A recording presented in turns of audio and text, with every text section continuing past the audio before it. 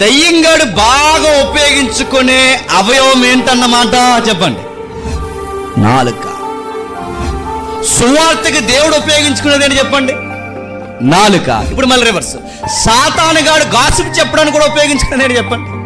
నాలుక. అందుకే యాకోబు అంటే ఇది వరల్డ్ ఈవిల్, అంటే ఇది ఒక దయ్యం, ఇది దయ్యం, ప్రపంచాన్ని నడిపిస్తున్న ఒక దయ్యం. ఇది ఒక చిన్న నిప్పు అడవిని ఎలాగైతే తగలెట్టేస్తాదో, ఈ నాలుగుతో మాట్లాడే చిన్న మాట కాపురాలను తగలెట్టేస్తారు, సంఘాన్ని తగలెట్టేస్తారు, స్నేహాన్ని తగలెట్టేస్తారు, పచ్చని మనుషులను చిన్న మాటే.